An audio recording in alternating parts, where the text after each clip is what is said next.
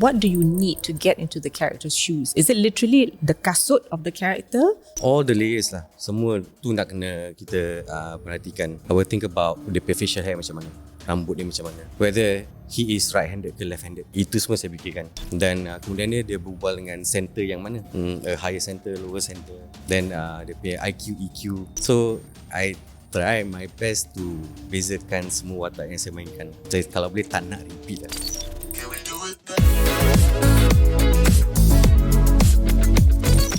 Okay, everybody, it's time to Enter Frame. I'm Najib Ali. I'm Sharon Ismail. And today, ceritanya, Sharon, I selalu dengar this term, multi-hyphenate. Yes. Triple threat. Oh. Jack of all trade, master of one. Multi-talented. Itu semua kan? Yeah. There's so many of these terms, right? So, I nak berbual pasal tu because it's important for us to talk about it. Kerana apa? Kerana when I see these people who can do a lot of things, it's not just because they are, it's not just about juggling the skills, but it's also about expanding the canvas of possibility. Kan? And I think one informs the other. So seorang yang menjadi pengarah tu, dia kalau faham, okay, pelakon tu perlunya apa, he can speak the language of the actor. And if he was an actor, dia jadi pengarah, he knows how to direct other actors. But adakah itu akan membebankan dia? Kita tak tahu Not sure. Mari kita congkil. Tapi saya suka apa juga semangat nak meneroka. Semangat nak meneroka, mencuba dan menjana potensi itu. I think that should be a plot and something that I always remind myself, let's do that all the time. Tapi yang masalahnya kadang-kadang saya takut bila kita dah ada keinginan untuk meneroka tu, kita lupa untuk mendalami seni tersebut. So just surface saja lah. Right. So macam mana nak pilih which one to deep dive? Exactly. How you compartmentalize those ideas kan? Jadi kita ada orang yang mungkin dia ada jawapan untuk kita. Ya, sebab dia bukan triple track, dia quadruple track, quintuple track, tak tahu track lagi lah, kan? Yes. I don't know what else he Izzat doesn't do. Yusoff is in the house. Hello Izzat. Hello. Welcome. Terima kasih. Takut tak soalan tadi? Seram. Macam banyak expectation. Ya kan? So Izzat dia kalau senyum muka dia seram juga dia. Seram ke? Ya, don't know why you Tak smile lah. macam neverous jugalah. Kau ni Masih ada. Masih. So kita nak tanya soalan pertama kita lalu tanya pada sebelum kita ke perkara-perkara multi hyphenate dan sebagainya ni. Kita nak tanya bagaimana anda mula enter frame, bagaimana anda mula dalam dunia seni ni, hiburan ini. Mula tahun 87 rasanya. Okey. Bengkel kanak-kanak. Oh. Kemudiannya dalam teater. Di train dalam teater dengan teater kami. Dari situ mula jatuh cinta. Oh, daripada bengkel tu belum jatuh cinta lagi? Belum sangat. Kemudiannya masa tu saya lebih suka macam I suka cita-cita nak jadi penghibur. Macam suka tengok orang menyanyi, pegang gitar macam gitu. Okay. Tapi tak sangka pula dia jadi pelakon sebelum masa lepas tu. I see. Lakonan pertama tu di mana?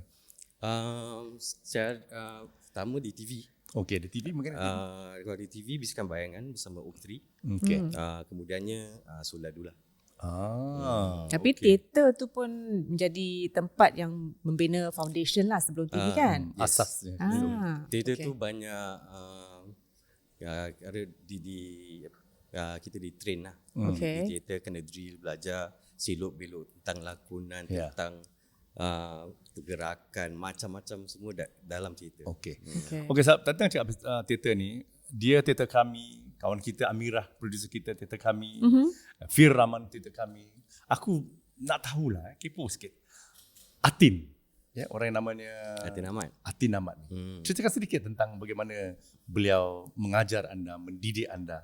Apa yang satu value yang telah anda pelajari daripada orang yang nama Atin ini? Satu value saya belajar daripada Cik Atin ialah tentang disiplin. Disiplin atas pentas dan juga cara kita memahami sebuah naskah. Okey. Dia suka bedah naskah tu dan juga bedah dialog. Kenapa dia bercakap macam gitu, dan kemudiannya dia benda yang dia selalu tekankan ialah macam mana kita nak bawa karakter tu. Are you from theatre company? No, saya daripada teater Eka Matra. Eka Matra. Yang masa tu dikenali sebagai teater company yang lebih avant-garde lah. Okay. More experimental. So buat kerja gila punya kita. Yang proper-proper punya diorang. Teater kami gitu. So do you have anyone that you look up to at that time when you are building your career as an artist, as an actress? Masa tu orang yang saya ingat dah mapan Saya baru ni noob kan masuk teater Kamatra, everything tak tahu. Diorang panggil S Harun Ismail. Dia ingat dia tak percaya nama betul saya tu Cheryl tau. Dia buat kelakar. Lepas tu nanti yang senior yang mapan ni dah masuk Sani, Rafa'at. So for me, I didn't know who they were kan. So macam budak bodoh lah. I'm like, siapa tu? Diorang bagus bagus. Okay lah, bagus lah. So I watch their work ethic. That means diorang bukan saja, Sani tu memang betul-betul berlakon. Tapi kalau Rafa'at tu dia berlakon, tapi dia boleh buat lighting juga, dia boleh buat technical theatre. So I saw how sebagai seorang pelakon tu, if you have all these other skills, you know exactly macam mana you nak angle yourself, ikut lampu ke, ikut apa ke. So that one very fine-tuned, detail education tau. This is what we nak berbual sekarang. You pun sekarang bukan saja seorang director, seorang actor, producer dan sebagainya. Bagaimanakah anda, pada bila masanya, mulanya anda, the pivotal moment yang merasakan, aku tak nak jadi actor je, aku nak direct dan aku produce? Masa di teater tu memang kita digalakkan untuk cuba macam-macam. Maksudnya tu projek ni mungkin kita berlakon saja. Projek seterusnya tu mungkin kita buat prop dan sambil berlakon. Ada yang buat set, kemudian ada yang buat wardrobe. Ada yang buat lampu. Saya buat front of house. Pernah juga. Pernah juga. So benda-benda gitu yang buat kita macam nak explore. Kemudiannya dia jadi, kita tengok mana yang kita lebih cenderung lah, lebih minat. Masa di teater tu saya suka kipu-kipu lah selalu. Kalau tak ada rehearsal pun datang. Kipu mengipu. Kalau macam orang masuk panggung hari Selasa, hari Khamis, hari Rabu tu orang pasang set, hari Rabu pun saya datang. Ada sifat ingin tahu tu besar. Ya. I tak kisahlah masa tu di depan depan apa tu audience ke di belakang tapi pun you tak kisah. Macam ada setengah orang tu macam I want the limelight, give me the fame. You tak macam tu masa tu? Rasanya tak sangat kerana masa tu nak cari duit kan. Jadi kita buat lah apa saja. Kalau kasih kerja mascot pun saya buat. Pernah buat? Pernah. Scare actor pun pernah. USS? Belum lagi. Masa tengah alihan. Sampai ke Hong Kong saya rasa scare actor tu. Wow. So sekarang ni you dah acting, dah producing, dah directing. Nulis pun ada. Mana menulis pun ada? Menulis juga. Skrip pun cakap ada. Menulis apa tu? Saya tak tahu ni. Konsep, skrip. Dan juga studio director untuk berani lakon. Saya dengar suara je macam, tapi orangnya tak. Voice of God gitu. Itu bila dapat panggilan tu terpilih rasa macam menggigil-gigil macam betul ni nak kerja dengan Najib. Bos yang kasi. So but how do you compartmentalize your brain? Macam mana acting? Because it's different challenges kan. Different skill set tu. Betul. Saya rasa saya nasib baik pasal dia macam seasonal. Kalau menulis tu dia kan ada season-seasonnya, ada open pitching. Dan kadang-kadang tu macam kebetulan memang tengah tak buat apa-apa. Jadi sempatlah menulis. Tapi bila dia clash tu, saya sanggup korbankan masa tidur. Jadi kalau orang kerja satu hari tu 12 jam, saya akan kerja 16 jam. So 12 jam berlakon, lepas tu balik rumah 4 jam tu kita menulis pula atau buat kerja lain. Untuk production yang seterusnya lah, bukan yang itulah kan. But then how then you manage the thing to be quality enough?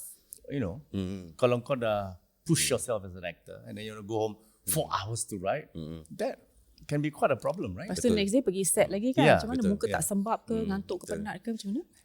Kadang-kadang rasa jugalah. Rasa macam kalau kita bikin terlalu banyak ni takut dia quality dia akan jatuh lah. Kan? Itu tak boleh elakkan. Tapi bagusnya kerana ada juga orang-orang lain yang akan pantau kerja kita. Just to make sure yang kita ni on par dan ada standard.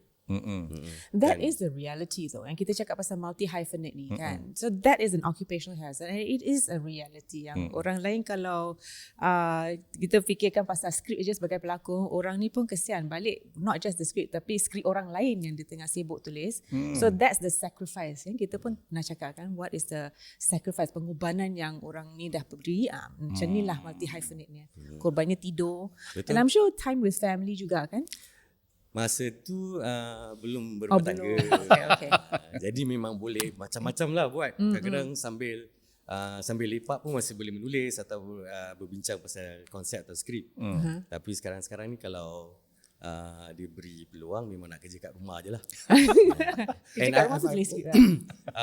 I've always had my own space kat rumah. Dalam bilik tu memang ada tempat kerja lah. Home office lah. Home office. Yes. You bring work to home. That's my only office. Okay. So sebagai seorang yang multi-hyphenate ni, korang acting, directing and producing. Jadi bagaimana you choose your project ni? And to make sure that it is the right project that you choose, that you can excel in it. Saya tak memilih sebenarnya. Oh ya ke? Macam Walaupun dah 4 piala pesta perdana awak tak memilih? Tak memilih. Jarang tolak kerja. Okay. Kalau boleh nak buat semua kerja yang telah diberikan. Dan memang nasib baik tu like I said, dia seasonal. Okay. Dia memang saya a bit spiritual lah. Mungkin Tuhan dah adakan jalan dia lah. Okay. But you, of course, you prefer acting more than anything else. Sekarang ni saya lebih suka mengarah. Okay. Saya ambil orang yang tepat untuk projek saya ni. Pasal pelakon ni best lah, memang passion kan. Cuma yang penat dia tukar baju lah. Satu hari 10 scene, 10 kali tukar baju. Leceh babe. Ini masalah baru ni. Jangan marah. I did not expect that answer for Izzat Yusoff. Kan, sibuk tukar baju, sibuk. Lepas tu nak pergi make up, touch up lagi sekali. Aduh, tak habis benda ni. Tapi it's part and parcel of it lah. I expected him to say yang macam deep itulah kan. Macam, jadi pelakon sekarang ni susah sebab sebagai pengarah saya dah tahu pelakon ni macam gini. Dan macam mana saya tak nak overshadow the actual pengarah. Occupational kan. hazard. Kan, because dia macam salah masuk lane orang. Padahal tukar baju.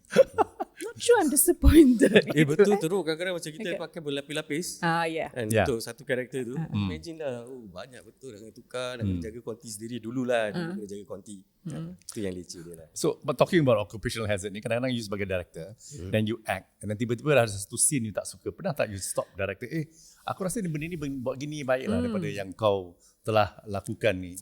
Selalu ada rasa macam gitu. Selalu ada rasa. Ada rasa macam gitu tapi tak pernah buat lagi. Dia pandai nak hidup. Kenapa tak berani?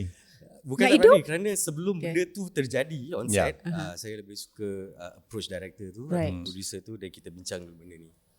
Bila saya rasa ada benda yang tak kena, jangan bikin kat take lah. Kita bikin sebelum tu. Tapi kadang-kadang kalau rasa tak boleh juga, dia terkeluar dalam take, nasib lah. Terima je lah. This is the lesson kan, yang kita tak diajar tau. Walaupun kalau kita pergi ke acting school, ke art school mana-mana pun, tak ada orang yang ajar kita, okay, kalau kita nak tegur sesiapa, macam ginilah. Mungkin kita boleh tegur orang tu. Tak payahlah nak macam tunjukkan during the take kan. Tak payah nak tunjukkan di highlight ramai kan. So I think that is the mark of someone who's very seasoned and someone very mature tau.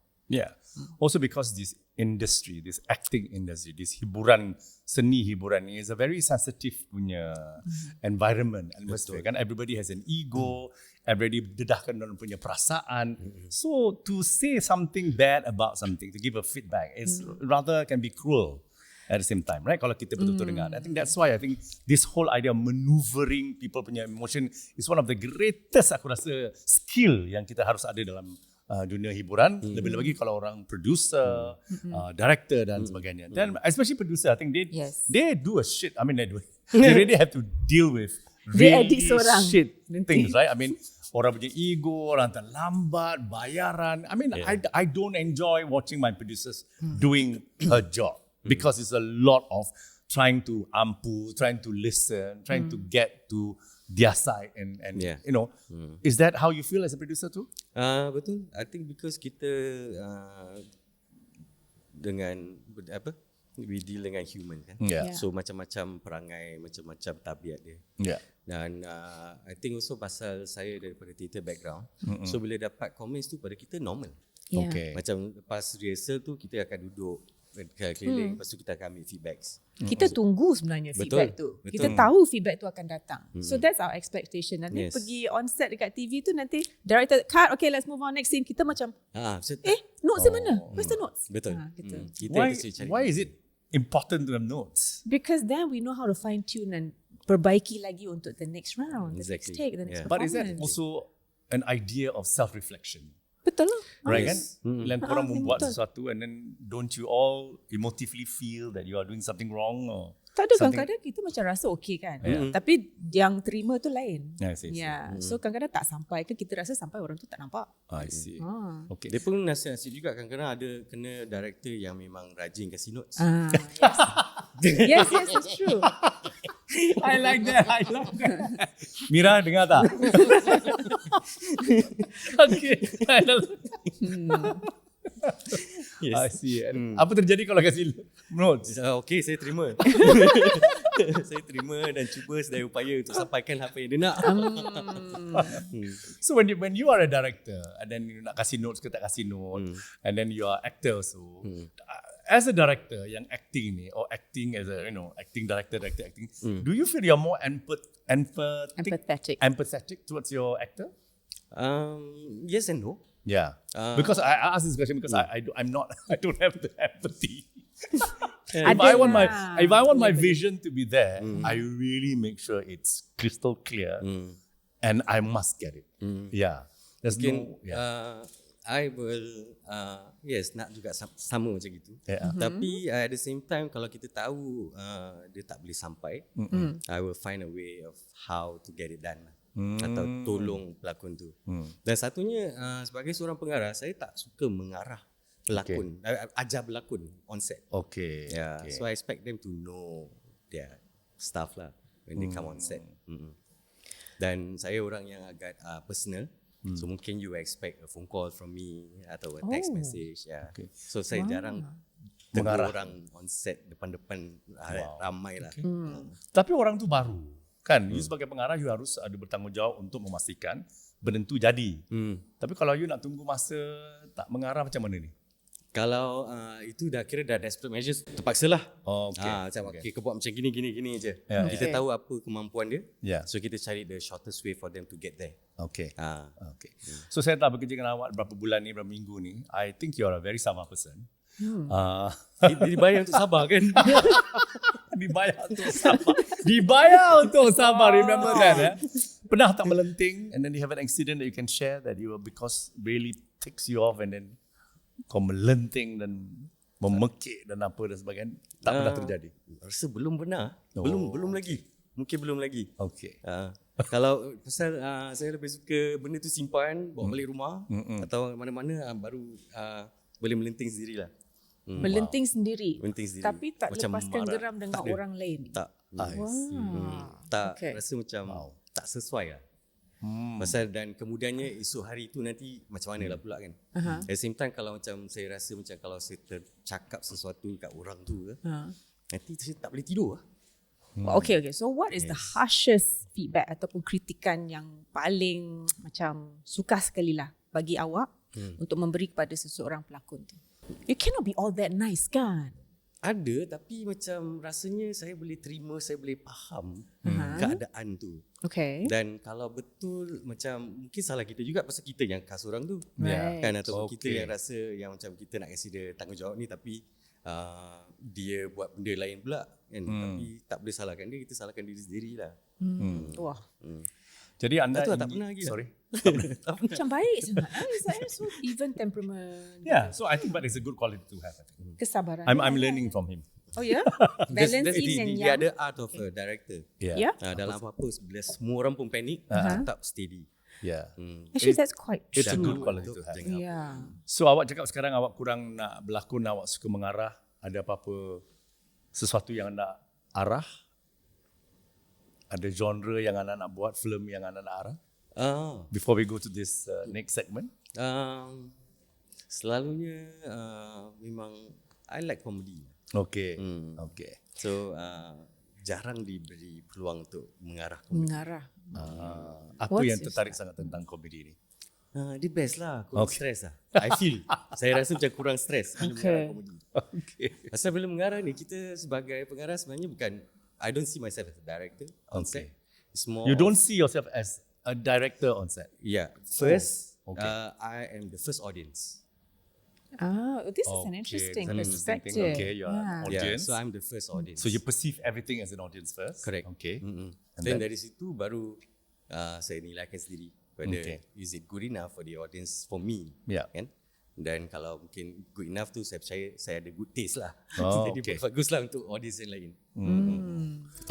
Thank you for being with us thus far. We hope you've enjoyed the sharing from our guests. If you like what you're listening to, do give us a follow on Instagram at TikTok at Enterframe Podcast. And now, let's get back to the show. Let's go. Okay, kita sekarang nak dengar dia punya taste. We're going to show two of your favorite work. Okay. And it's Cuci dan Dua Wajah. Yes. And later you bilang I kenapa you memilih kedua-dua drama ini. Okay.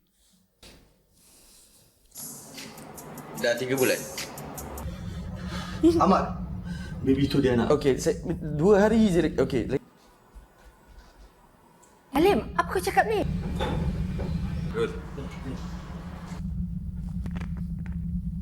Kau sibuk kat rumah Iru tu lah pasal? Aduh.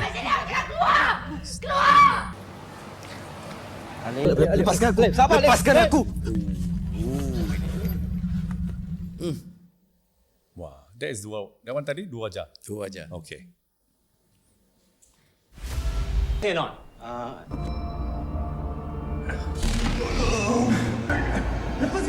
No lady, better tu. Cukup ke? I boleh kembang tu. Apa kena pakai banyak? Ada ni. The post-trauma happiness. Dia setakat nak tukar kos je. Mungkin kau tak ada misal dengan misal lain Dan itu Afnan. Silakan ceritakan kenapa Cuci dan Wajah. Dua Wajah. Sebab saya yang menulis. Okay. So masa Nulis, mengarah tak? Mengarah juga? Sepatutnya menulis dan mengarah. Okay. Kemudian bila biasalah kita propose pelakon, kena reject. Kemudian diorang offer, tak ada kau je lah yang berlakon. Macam, aku yang berlakon. Macam aduh, dia dah mula menyesal. Okay. Pasal masa tulis tu memang kita tulis semua scene dia susah-susah. Okay. Kau nak Ada tak train orang? bayangkan pelakon mana dalam minda awak masa awak tulis skrip ni? Masa tu we thought of Hasnul. Okay. Hasnul Rahman. Boleh saya bayangkan? Ya, Yes. ataupun Sani Hussein. Okay, boleh bayangkan. So masa proses tulis tu memang kita tulis scene dia semua susah-susah. Dan kenapa juga Dua Wajah, kerana I think that's the first time kita ada seorang pelakon yang mainkan double role. Okay. So Aila mainkan dua watak. Oh, okay. Dan dalam Dua Wajah tu juga saya hampir-hampir mati. Okay. Yeah. Watak awak lah. Tak, saya sebagai pelakon yang What hampir happened? mati. So yang tadi ada satu scene yang buka tent tu. Yeah. That was a single take. Oh, okay. Yeah. So the instruction masa saya tulis tu lah kan. So dia lupa nama watak tu. So dia lari buka tent, dalam tent tu nampak mayat bini dia yang dah rentung, dah busuk. Jadi dia hampir nak muntah, dia lari keluar dan muntah. Yeah. So there's a way lah macam mana kita boleh keluarkan muntah betul-betul. Wow. Yeah, Okay. without intercutting. Okay. So pagi tu pula makan roti prata breakfast. Okay. Sengaja lah ni. Tak tahu. Tak tahu yang dia akan keluar macam gitu. Yeah. So I thought lepas tu minum coke. Okay, so sebelum masuk set tu minum coke, lari on the spot, on the take action, lari masuk. So when you breathe and then you cough, then to a certain extent nanti you akan muntah. You bet, yes. Tapi masa nak muntah tu, saya rasa prata tu tercekik. Oh no. And then kind of macam block my air hole. So no. on take tu, kalau you see that clip, Yeah. I was really gasping for air. Then dah keluar that suara kecil dah tak ada angin lah. Tu memang tak ada betul nafas. punya. And then what happened? So cameraman tu almost nak campak kamera dan nak selamatkan. Yeah, okay. Tapi entah macam mana keluar semua. Then that was like tapi masa yang dia tersekat tu dah rasa macam like Dah aku akan mati nak sebagai hitam. seorang pelakon ni. Yeah. Rasanya macam gitu. Wow. Yeah. And so it happened. Wow. So the cameraman saw what happened. Yeah. And you felt it. Yeah. Yeah. Dia Because dapat bezakan. the shot dah dapat setengah je dah tu. Yeah, yeah. Dia dah nampak dia dah letak kamera, dah almost nak campak kamera nak lari towards me I tau. see, yeah. So dia tahu dah memang betul-betul dah. Ni bukan lakonan lagi lah. bukan Ni lagi, memang yeah, betul yeah. sebenarnya. So you relax a bit, minum, take the time. Ataupun carry on lagi. Carry on. Action. Single take. Oh. Carry on. Carry on. Wow. Did they Itulah use the menang take? piala. Yes, they did. Okay, lucky thing they use the take. Yes, of course. Yeah. Okay, I tak tahu yang Dua Wajah ni you tulis. Ia apa ni ada pengkhianatan yang menakjubkan. A very stunning betrayal at the end. You tulis tu Yeah. Jadi kalau benda tu terjadi pada you macam mana? Memang jadi macam gitulah. Gila agaknya. Because at the end of that, memang gila lah. Dia tak tahu tu isteri dia ke bukan. Tak kembar dia. If it happens to you, I think you it'll be go the same crazy, thing. Man. It's an amazing character, I think. Yeah. Ataupun mungkin saya akan jadi seorang pembunuh. Oh, So okay. imajinasi Izzat Yusoff ni sebalik baby face yang innocent ni like wow, she goes to real dark places Yes. untuk menulis skrip macam ni. So boleh in the tahan end juga. you menulis, you Yeah. berlakon, you pun mengarah ataupun diorang cari pengarah lain. Memang projek tu saya digandingkan dengan lagi satu pengarah. Okay. Daripada Versantem lah. Right. Veil, yeah. So co-directing. Co-directing. Apa lagi you tak buat? Penerbit pun. You kat mana ni sebenarnya? You macam octopus. Kat mana-mana pun you. Dia macam gitulah, dia nasib-nasib seasonal. Yeah. I see. Kadang-kadang sempat bikin ni, kadang-kadang sempat bikin tu. Tapi Okay, tak sempat pilih. Let's talk about Cuci pula. Okay. Okay. Cuci macam mana? Cuci ni best pasal mungkin dah 2-3 tahun tak berlakon. Okay. Banyak mengarah dan kemudiannya dapat Cuci. Okay. Dan Cuci tu dia macam banyak cerita orang mati. Okay. Ya, so dia banyak memberi kesedaran Okay. tentang betapa preciousnya hidup ni. Okay. Nyawa kita ni.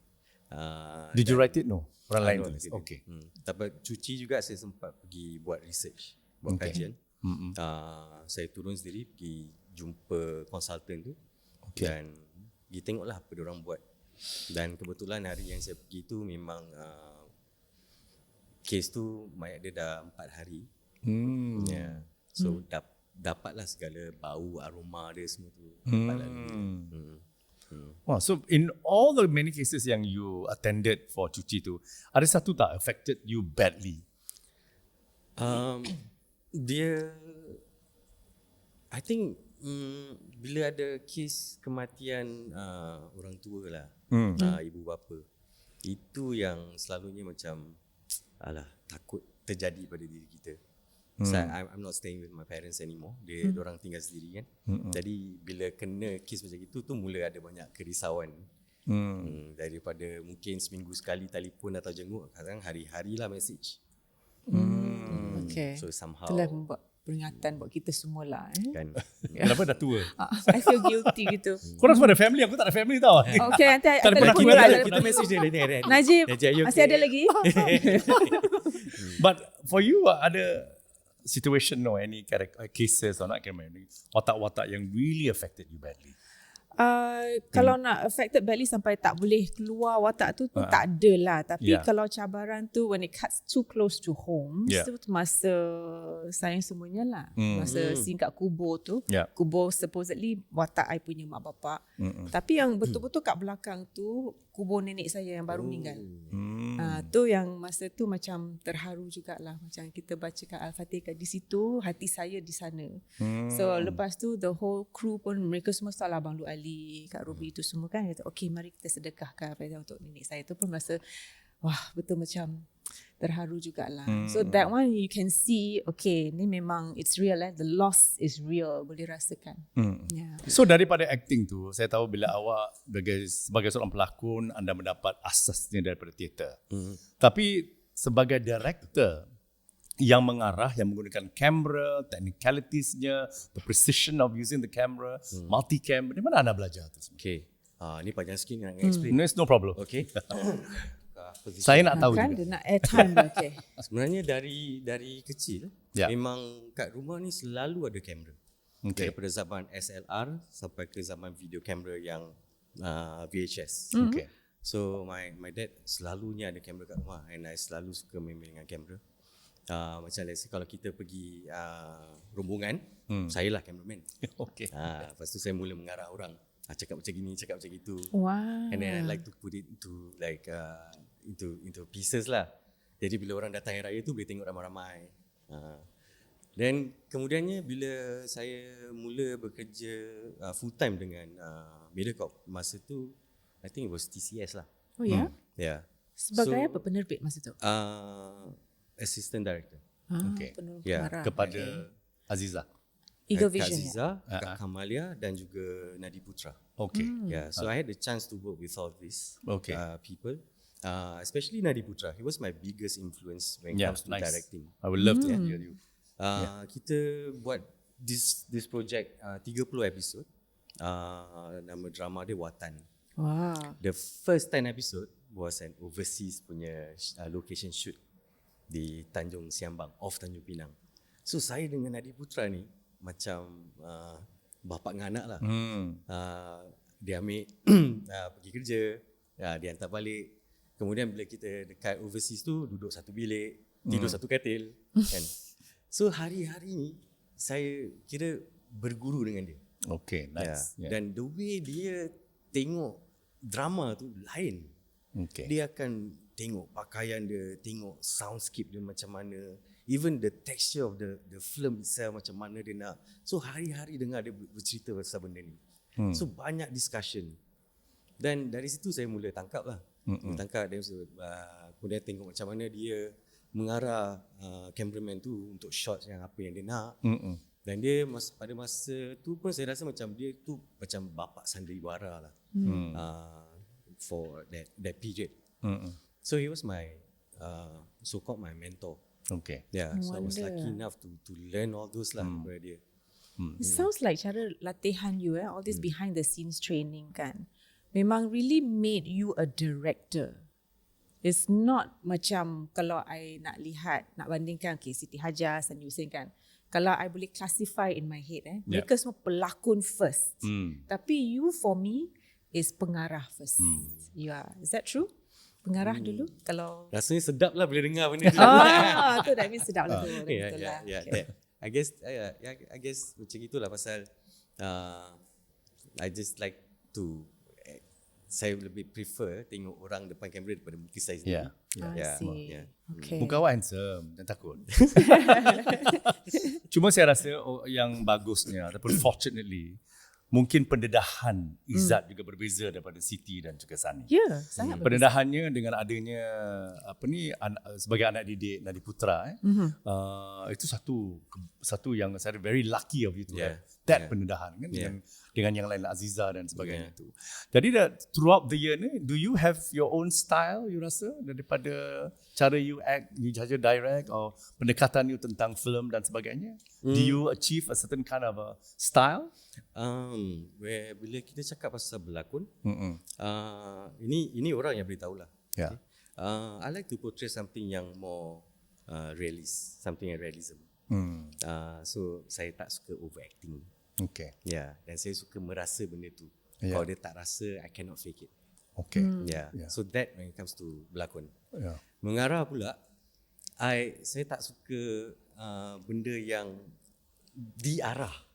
Macam mungkin kau berdiri kat sini, lepas tu jalan sana, angkat gelas. Very technical. You do what you feel is right for the character. Very organic lah. Yeah, organic. And then anything yang kalau kau rasa ini karakter ni yang buat, dan pada aku tu betul lah. Kalau kau masih berfikir pasal yang aku nak buat apa kau ke karakter tu yang buat apa. Okay. So my approach is always that. Dan biasalah saya suka achieve benda yang single take lah. Single take ya? Yes. Everything single take. Kalau Take panjang-panjang? Oh, nice. Kalau scene panjang-panjang pun single take. Yes, saya pernah bikin satu single take yang paling panjang 6 minit. 6 minit. Wow. Yeah. Cerita Okay. apa tu? Dua wajah juga. Okay. Yeah. Satu scene. Satu And scene. why do you want to do this one take? So dia organic lah, dia real lah. Okay. Dan kita boleh rasa pernafasan dia, orang boleh follow tanpa intercutting. Yeah. So tak rasa dia macam benda yang disunting ni kadang-kadang agak pelik atau menipu lah. Yeah. But that needs to be someone experienced to achieve the one take wonder macam tu kan. Yeah. But you don't have many chances to work with big names or people who are experienced enough to do one take? Or you Uh, do have? I did Yeah. a few times, tapi oleh kerana kita bikin kerja TV, jadi tak banyaklah boleh pegang one take. Yeah. Tak nak kena cut for Yeah. Ya, tapi kalau rasanya filem kalau boleh rimbat one take kita rimbat lah. Mesti best lah. Ni cakap pasal take yang paling panjang kan. I don't know whether you've watched Adolescence, the series. Yes. Tu satu episode tu satu take tau. Every single shot. Yeah. Have you seen that? Yeah. And your thoughts? I love it. I say like kenapa bila kita dah buat macam ni pula if we given the chance. Ambil inspirasi. Najib Ali's next production boleh satu take drama macam ni. Okay, dari Satu sini je jam, lah one satu take, sana ke sini je. One take drama okay, jangan one take variety. Tak tapi sempat macam sipar-sipar. Okay lah, tu bukan saja perlukan pelakon yang handal, tapi that one perlukan rehearsal. Betul. So you tak suka rehearse sangat. So macam mana? Tidak, saya suka rehearsal. Aha. Masa teater tu kita dah biasa rehearsal. Okay. So kita percaya benda ni boleh achieve kalau Right. kita ada rehearsal time. To have the discipline to put the time and Correct. effort. Yeah. And try to achieve 100% every time. Okay. Kan? Yeah. Daripada 0 sampai habis lah. Daripada A sampai Z. Okay. Whereas macam in TV, kita jarang lah dapat benda tu. Datang-datang je, dah salin baju pergi berlakon. Okay. Hmm, Kalau like ada given long the take, time. think of me. Thank you. Ada yang berani, why not? Yes. You know, perbualan ni aku a bit hairan. Kerana apa? Because I'm just thinking for this person like Izzat Yusoff ni. I mean, dia nak buat directing, he has so much semangat nak buat a lot of things in terms of style of directing. Dia tulis and then the acting. I think you need to have a lot of inspiration and imagination to do what you're doing and what you want to do or your desire to do this. Macam mana ni? Mana inspirasi awak? Di mana you dapat? What sparks your imagination all the time? Yang tiba-tiba, aku ada idea nak tulis Dua Wajah. Kerana orang cakap Singapore ni boring. Tak ada tempat untuk mendapat inspirasi yang betul-betul mantap dan bagus. Bagaimana? I think idea tu boleh datang bila mana-mana je. Kadang-kadang masa dulu naik bas, public transport, dalam MRT, bila tengok orang, dia boleh jadi satu karakter yang kita tiru. Yeah. Pasal ada salah satu training masa dekat theater kami tu. It was Jin Syarudin. Right? So kita diberi tugas. Okay. Jalan daripada theater kami, daripada Bukit Ken Hill tu, jalan Orchard sampai ke Plaza Singapura, tanpa berkata apa-apa, bercakap dengan sesiapa. Memerhati saja. Itu tugas yang telah diberikan. Yes. Dan sambil kita jalan memerhati tu, kita perlu jot down lah all the characters yang kita jumpa, Yeah. orang-orang yang signifikan yang kita nampak. Lovely. Yeah. So dari situ jadi satu macam directory, macam character Bible Yeah. yang kita boleh gunakan. So bila kita diam, kita kurang bercakap, wah, the mind can go many places lah. Nice. Yeah. Yeah. Dan kemudian saya juga orang yang suka buat kajian. Okay. Ya, dan saya suka membaca. Okay. So sebagai pelakon, macam mana pendekatan awak? Proses pendekatan awak tu kalau dah dapat sesuatu watak tu kan, what do you need to get into the character's shoes? Is it literally the kasut of the character to help you walk that way, ataupun you perlukan music ke, you perlukan apa? Or just the lines? I think all the layers lah. Semua tu nak kena kita perhatikan. I will think about the facial hair macam mana, rambut dia macam mana. Facial hair. Yeah. Okay, that's something I don't think Whether about. he is right-handed ke left-handed. Okay. Itu semua saya fikirkan. Dan kemudian dia berbual dengan center yang mana. A higher center, lower center. Then dia punya IQ, EQ. So I try my best to bezakan semua watak yang saya mainkan. Jadi kalau boleh tak nak repeat lah. Okay. Jadi boleh nampak dia berbeza setiap kali. Yeah. You see, it's Ada yang very panggil saya macam, detailed. kau macam chameleon lah macam ni kau lain, ni lain. Macam like, isn't that what you're supposed to do? Yeah. As an actor. Yeah. But I think that's what the power of the uniqueness about Izzat ni. Dia orang actually very plain, right? So I think it's very plain. Tapi bila the character tu, it is really not him. I can feel that it is beyond dia punya own self tu. I think Cara that's- dia cakap tadi, he colours it. Yeah. Yeah. Mm. So tadi aku I want to go back to the Jin Syarudin. Syarudin punya itu. It's very interesting this observation of orang ni. Ada tak pernah tak you duduk bus stop ke mana-mana? Because I want to know whether Singapore ni betul-betul tempat yang boleh mendapat inspirasi yang kuat dan bagus ni. Have you ever get inspired by something Singaporean, orang Singapore ke, situasi di Singapura yang telah memutikkan idea untuk menulis sesuatu? Menulis macam bila saya tulis Dua Wajah tu, Ya. it was actually konsep yang Mr. Ali ni dia terangkan pasal seorang kembar ni, lepas tu seorang yang mandul dan seorang lagi ni boleh mengandung lah. Tapi tak tahu macam mana, mungkin masa tu saya rasa macam belum ada psycho-thriller lagi kat dalam Suria ni. Atau kalau ada pun mungkin dia terlalu lama dulu. So saya tukar benda tu jadi psycho-thriller. So bila dia dapat konsep tu, dia rasa macam like, ni apa benda ni yang kau tulis? Macam like, why not? Kita cuba lah kan. So I like to do things yang orang tak bikin kita buat lah. But how do you find these ideas? How do you get into this to hook or to get this inspiration tulis? What inspire you all the time in Singapore ni? I think just keadaan. Keadaan. Because for one, I want to execute, but for Code of Law, the script writers baca surat khabar. All the juicy crime stories yang makin mengerunkan, makin itulah mereka akan gunakan sebagai inspirasi untuk 5 season. So I think you can find reality in some of this. Because the two things that inspired me all the time, tak pernah habis, is actually fashion and dance. That's become my foundation of everything I do. Yeah, because I come from a dance background. I learned theatre musical theatre. Like for example, Jin suruh kau turun tengok orang. So one of the lessons I do when I was in London, for example, we were in Covent Garden, and the whole day from 9 o'clock in the morning sampai 6 in the afternoon, kita actually have to follow the walk of people on the Covent Garden. Begini. So and then we write down the hands are down and the legs are open. You know, he's slouching. Possible, So we have all these details. So that's amazing. It's not dance, it's about observation of movement. I see. So this observing movement ni aku suka sekali tentang dance. The space yang kita belajar pasal dance. And all this taught me directing on stage gitu. So the musical teach me, it's not music, it's not definitely music. It's the body, it's the space yang inspire me. And the other one inspire me is fashion, I think. Fashion is because aku lalu fikir, berapa banyak dia ni nak tulis, nak create lagi, you know. It's just baju and every time, all the designers, season after season, whether you're Yoji Yamamoto, was your Rei Kawakubo from Comme des Garçons, or nowadays they have so many, Isemiyaki, they just create. And till today they create. So that my fascination of like, okay, kita fikir the perception ni dah tak ada lah, and something happened. It's always surprise. So I'm just asking that question because those are the two things that really moves me all the time. When I'm thinking something, what is the difference I can make when I do something? So that's why korang semua macam, okay, you have a project. Where is the base of that korang nak cari inspire? The jump start korang punya thinking ni lah. So my jump start is always dancing. Macam yang berani lakon ke, it's still about, berani lakon is about, for me, is about, because I always think, I want to put the best of all my favorite scene in a movie. Yang sedih, yang into a show gitu. So I have berani lakon. So I have like a semi-final, ada melodrama, ada comedy, you know, it's all the best of the best. Macam highlight reel lah. The highlight reel, Okay. So do you have anything that you based on things when you do stuff?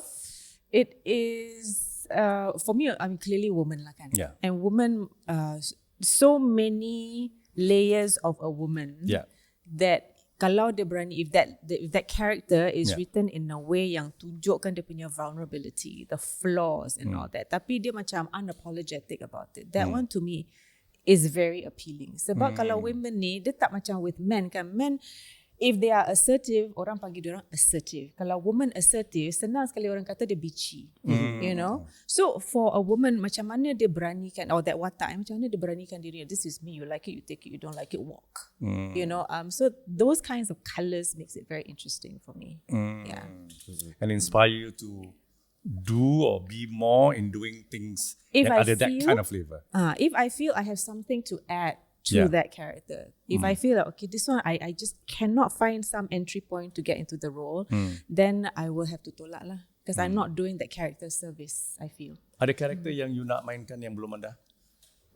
Mainkan? Yeah, that double role, definitely. And I think tu je lah. Okay. I have not seen you act in another language. Ada tak, pernah tak you rasa macam, okay, I nak cuba another language ke, another race ke, I don't know, another different context yang luar daripada dunia Melayu? Belum pernah lagi. Belum ada chance kot. Belum ada.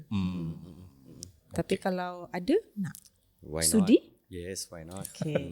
Mungkin InsyaAllah mungkin ada ni akan datang. Tengok macam mana. Macam-macam dia nak buat The kan? trust that universe will give it to him. Of course. Yeah. Sekarang kita akan kemukakan beberapa soalan kepada anda daripada penuntut NP.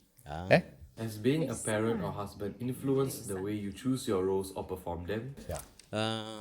Ada beza dia. Masa bujang dulu, kalau berlakon jadi bapa-bapa kan, tak apa-apa je. Pasal belum pernah melalui. Kemudiannya bila dah ada anak tu, then dia lain sikit lah. Kita dia rasa lebih depth into it. Kalau tidak, it's just on the surface.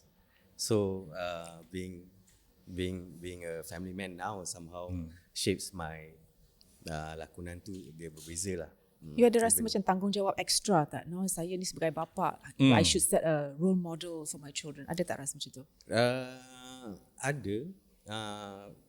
Tapi above all those, saya rasa macam apa yang kita buat ni macam kita orang timur kan. Jadi mesti jangan keterlaluan lah, mesti ada batas lah. So ada banyak benda yang saya rasa saya tak buat dan tak nak buat. So contract ada no nudity clause kita. Something like that. Yeah. Walaupun Macam di Ali Dua Wajah that was no the last nudity lah. clause.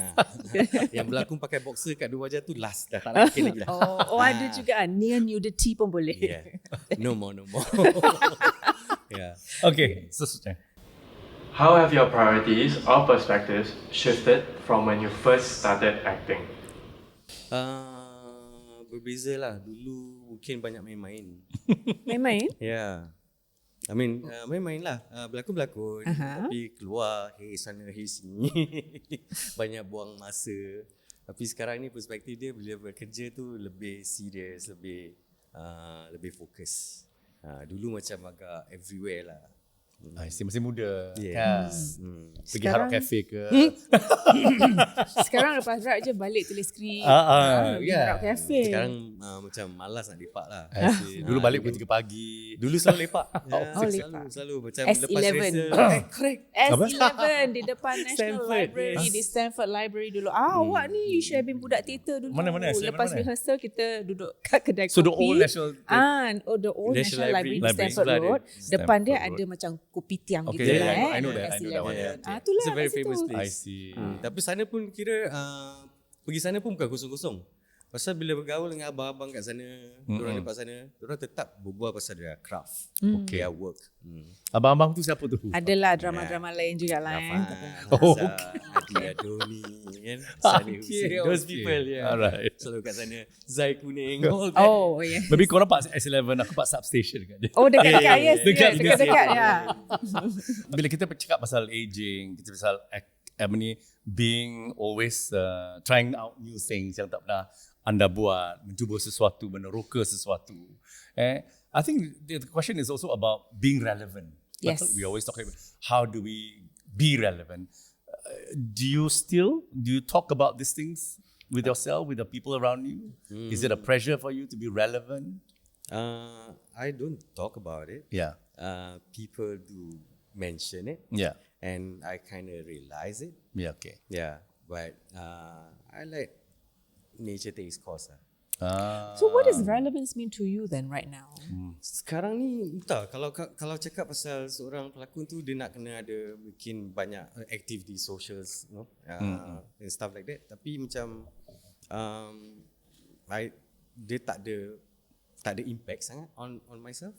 Yeah, so I don't, pada saya macam relevant tu mungkin like selagi kita sihat. Okay, Dan nice. ada ability to do it. Nice. Selagi tu kita can stay relevant. So it's not about trends. It's not Yeah. about the the zeitgeist or the Yeah, whatever's in yeah. flavor of Yeah. that season. Okay. Selagi awak tak melalut. Betul. Yeah, betul. Masih boleh hafal Kan? skrip, Betul, masih betul. boleh bawa ke watak tu abang Sado.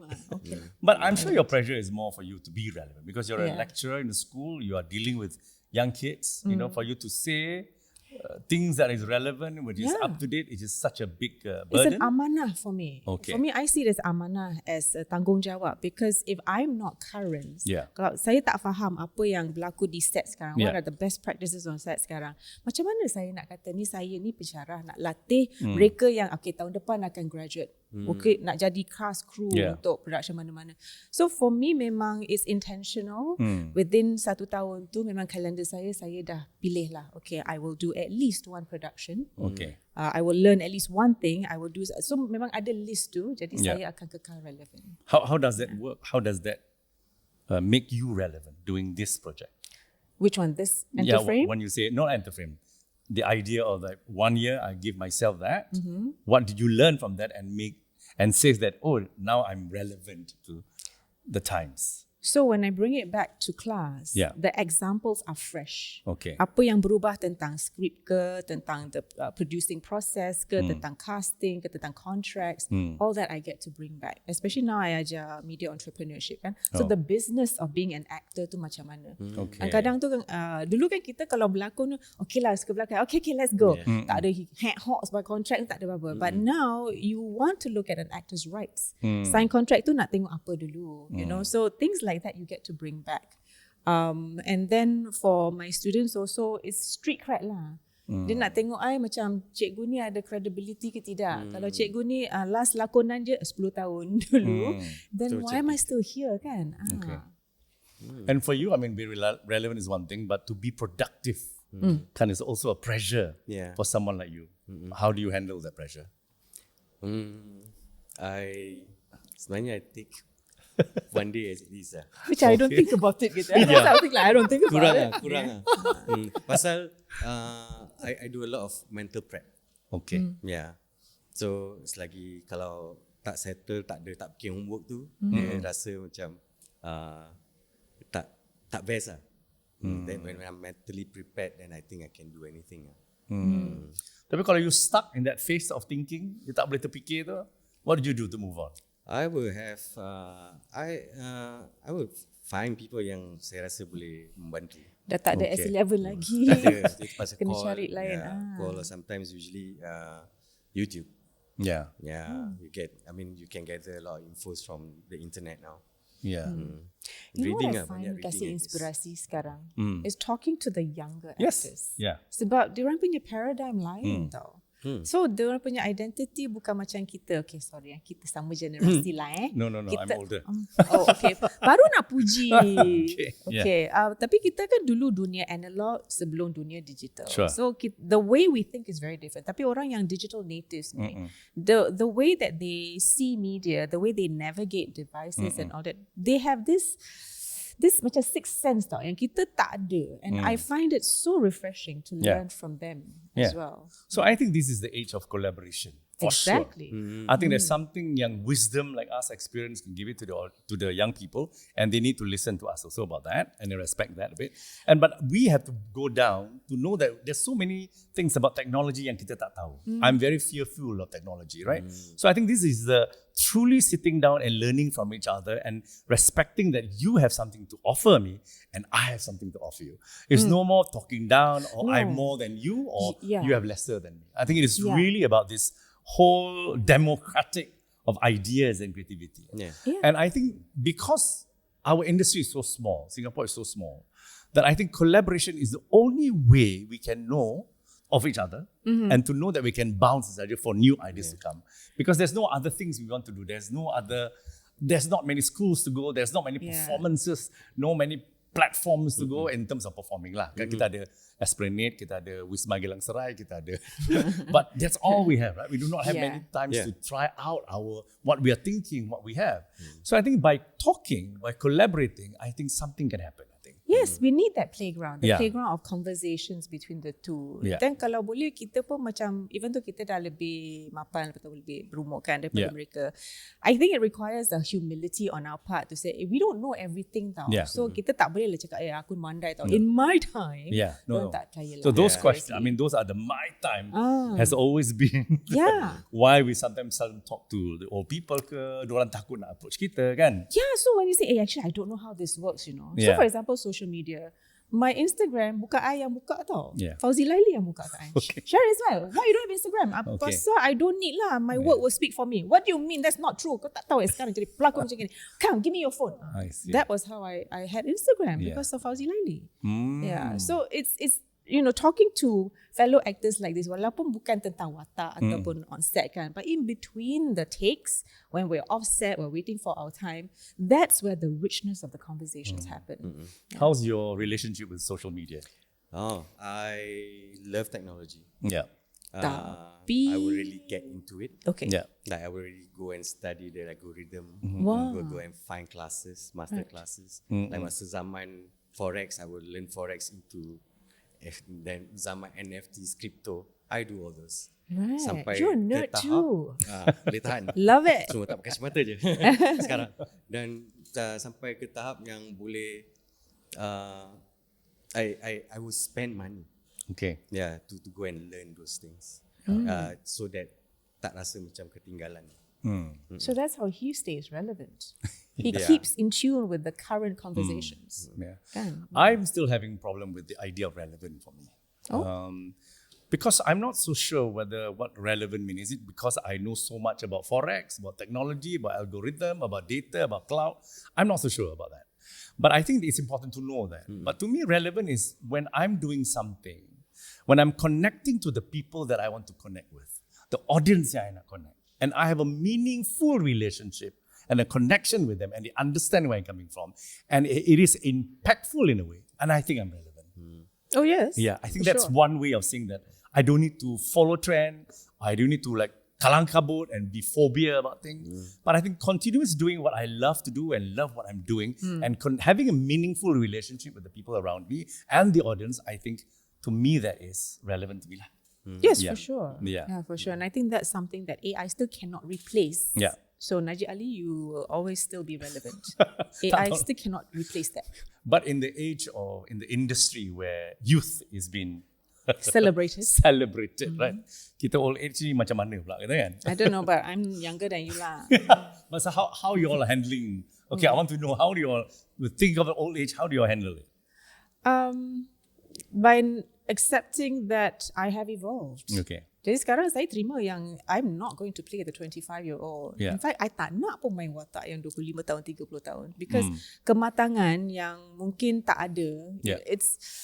I can't unknow that. Okay. If I have to play that, I will always ask, she doesn't know so many things. How do I strip myself of that and play this like that way, It's beyond the surface. Memang I don't look believable as a 25-year-old. Tu satu lah. But the jiwa, the understanding of what I can bring to that, I feel I cannot have integrity if I play someone like that. And I don't want to. I will play someone with a lot more Meaty. Yeah, richness or yeah. gravitas, Yeah. Someone who's carried a lot more pain, whatever. Yeah. So in the industry that celebrate youth, macam mana you accept you're growing old? Not that you're that old. I'm just wondering. Younger people than me. Yeah. Younger Awak than lah all yang of us, paling yeah. muda lagi. Think, Antara like tiga. I say, mungkin I would embrace technology. I would know the algorithm. I know when to post or when not, or Yeah. what to post. Tapi tak semestinya kita ikut lah. Yeah, I So notice your socials banyak pasal your productions, tapi Yeah. tak banyak pasal your own personal life or your family I life. think I came from that era yang kita punya Analog banyak digital privacy lah. zone. Kita- Macam sekarang ni everything out in the open. Right. Tapi zaman dulu tu macam I see the abang-abang kakak-kakak tu macam Saya dulu macam tu lah. They appreciate their private life. Yeah. So I'm still like that. Cuma ada benda-benda yang boleh kita share lah. Kalau tak, then I simpan sendiri je lah buat kenangan. I think it's a smart move. It's a smart strategy because that's why he is the blank canvas that you say he is. Jadi kalau dia main watak apa-apa pun, you boleh nampak watak tu Yeah. and you're not distracted by, oh ni Izzat Yusoff. The presence of Izzat Yusoff in that watak.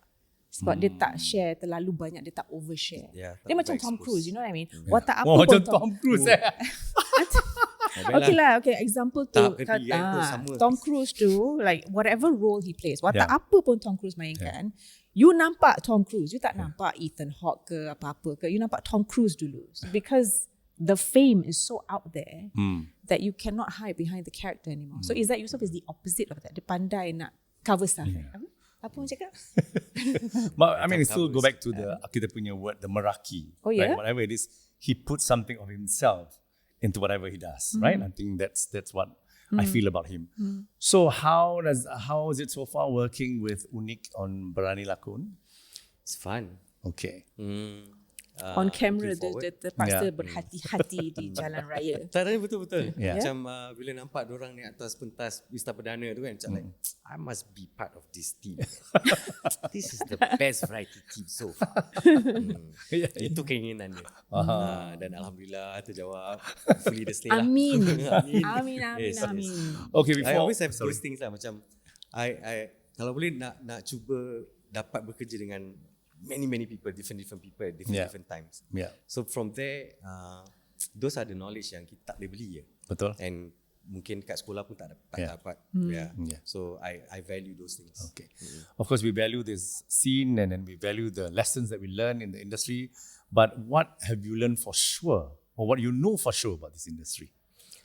For sure, I guess dulu it was just a scene. Now that it has become an industry. Okay. Although the industry is small, but we have big players. Okay. Yeah, that I realize. Small We have industry, people everywhere big now. players. Like, Okay. Misalnya? like we have talents in Malaysia, I see. known in Japan, you know. Yeah. So we have people everywhere. Like I have a friend that is right now tengah promoting their film in Jakarta. Yeah. So we have big players. I mean, we have big apa ni? Orang kata Big names, negara dia kecil, tapi bakat-bakat dia besar. Yeah. Okay. So we have a word for The quote you have a quote for him? for Izzat Yusoff Yeah. sebagai kesimpulannya lah. Yeah. Okay. Dari Vision- siapa ni? Daripada Japanese proverb. Bukan Najib Ali. Bukan. Bukan Najib Ali. Okay. So the quote yang dipilih untuk awak ialah, vision without action is a daydream. Action without vision is a nightmare. So dia ni ada vision and action lah. Dua-dua dia ada. Dia tengok time. Kadang-kadang dia nightmare juga. Dua wajah, dua mimpi. Yeah. Okay, so I'm looking forward to have more projects with you or working with you. I mean, I think you've really shown me something that I don't have, which is just be patient and see things as it manifested or as it turned out, as it present to you. And I'm dealing with people, I think. So that's a good thing. Awak pula? It's that you don't stop being curious yeah. about anything and everything, and somehow you boleh meraihkan manfaat daripada apa-apa yang awak belajar, and somehow it comes out in the karya that you put out to the world. Yeah. Thank Any you last for word? the kind words. Tak adalah, terima kasih je lah. Macam tak sangka lah. Terkaku, malu, Daripada sharing dengan terkaku. Najib pun ada kata-kata gini macam kembang sikit. Do you have any future Upcoming projects, projects? plans?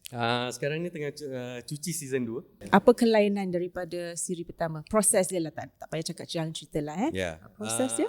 Proses dia sekarang ni cerita dia semakin gelap, makin dark. Is this your nightmare writing? Is Nah, this? Yang ini bukan you tulis. Bukan saya tulis. Bukan awak mengarah pun. Tidak. Awak saya pelakon. pelakon saja. Pelakon And I try my saja, best untuk berlakon saja. Dan tak nak kipu dengan benda-benda yang lain. Multitask influence gitu, benda tak lain. mau. Yeah. Tak nak. Okay. Okay, Try not to. we look forward to that Cuci number Tahun 2. 2026. Yeah. Tahun depan. Okay, thank you again. And thank you again for watching us and listening to us. And it's been wonderful being with Izzat. So I'm Najib Ali. I'm Sharon Ismail. This is Enter Frame. Bye. Thank you for tuning in. We are excited to grow on this journey with you. We are available on YouTube, Spotify, Apple Podcasts, and Me Listen. Enter Frame is a collaboration between Unique Production and the School of Film and Media Studies, Ngee Polytechnic. Don't forget to look out for Berani Lakon and Unique Production, which is going to be on Surya. But you also can catch this program on Mediacorp Entertainment on YouTube and Me Watch. Until then, this is Enter Frame.